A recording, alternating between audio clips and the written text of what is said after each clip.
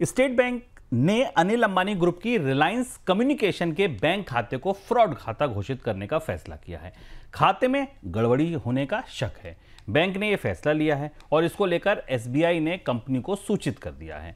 SBI ने RBI को Reliance communication के निदेशक अनिल अंबानी का भी नाम रिपोर्ट किया है। सर, क्या शक है एसबीआई को? क्या कुछ घपला होने की संभावना है? क्योंकि फ्रॉड तो तभी बोलते हैं। ये थोड़ा उलझा हुआ सा मामला लग रहा है, क्योंकि रिलायंस कम्युनिकेशन का ये मामला इतना पुराना है। एसबीआई ने अभी इस प्रोसेस में अब जाकर रिलायंस कम्युनिकेशन कंपनी बंद हो चुकी है, तमाम सारे विवाद है। उस विवाद के बाद भी रिलायंस कम्युनिकेशन के इस मामले को अब फ्रॉड अकाउंट घोषित किया है।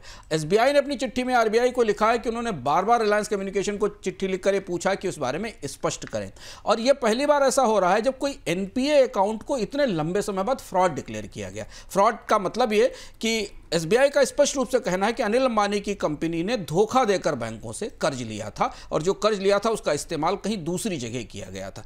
मामला बेहद गंभीर है, क्योंकि अगर एक लोन अकाउंट फ्रॉड अकाउंट में बदल जाता है तो कंपनी के इंसॉल्वेंसी प्रोसेस पे, भविष्य में नए खरीदार मिलने पर और तमाम मामलों पर गहरा असर पड़ता है। तो आरबीआई को चिट्ठी गई, बाजार में काफ़ी सनसनी है। रिजर्व बैंक इसकी जांच की तैयारी कैसे करता है, इसे करीब से देखना होगा, क्योंकि यह मामला रिलायंस कम्युनिकेशन की, रिलायंस समूह के, अनिल अंबानी समूह की जो बाकी योजनाएं हैं जहां वो आगे निवेश करने वाले हैं, वहां पर भी उनकी साख को प्रभावित करेगा। कंपटीशन कमीशन यानी सीसीआई ने पेंट इंडस्ट्री के प्रभुत्व के गलत इस्तेमाल को लेकर एशियन पेंट की जांच शुरू करी है। एशियन पेंट के खिलाफ बिरला ओप्स पेंट ने शिकायत दर्ज कराई है। शिकायत के बाद सीसीआई ने शुरुआती जांच में जो कंपटीशन के कानून के उल्लंघन का मामला बनता है ऐसा पाया है।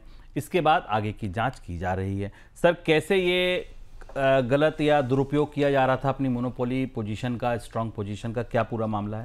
एशियन पेंट की मुश्किलें बढ़ती जा रही हैं। हम आपको विस्तार से बोनस पॉइंट में एक दिन बता चुके हैं कि एशियन पेंट की पिछले 2 साल के अंदर कितनी खराब स्थिति हुई। बाजार का जो सबसे चहेता स्टॉक था, निवेशकों का लॉन्ग टर्म निवेश के लिए भारत की कंजम्पशन स्टोरी का स्टॉक था, वो स्टॉक कितनी बुरी हालत में। और अब स्थिति ये है कि कंपनी को कंपटीशन कमीशन की जांच का सामना करना पड़ा। जांच क्या मतलब? कंपटीशन कमीशन ने अपनी शुरुआती जांच में कुछ तथ्य पा लिए हैं कि एशियन पेंट्स ने बाजार में गैर कॉम्पिटिटिव एक्टिविटीज के जरिए बिरला ओपस का जो सबसे चैलेंजिंग फंड पेंट है जो बाजार में चुनौती दे रहा है, उसे रोकने की कोशिश की थी। एशियन पेंट ने यह पाया, पर जो शुरुआती जांच है उसमें यह पाया गया कि एशियन पेंट ने अपने डीलर और विक्रेताओं पर ऐसी शर्तें लगाईं जिससे कि वो बिरला ओपस के पेंट न बेच सकें। ये एंटी कॉम्पिटिटिव एक्टिविटी है। डीलरों को, जो अपने डीलर थे, उनको खास छूट दी, विदेश यात्राएं और ऐसे लाभ दिए जो आमतौर पर नहीं दिए जाने चाहिए थे। बिरला ओपस के साथ काम करने वाले क्रेडिट वाले पेन डीलर्स को कम क्रेडिट दिया, ऊंचे बिक्री के लक्ष्य दिए, सामान की आपूर्ति में दिक्कत की, कच्चे माल की आपूर्ति प्रॉपरली नहीं की, ट्रांसपोर्टरों पर दबाव बनाया।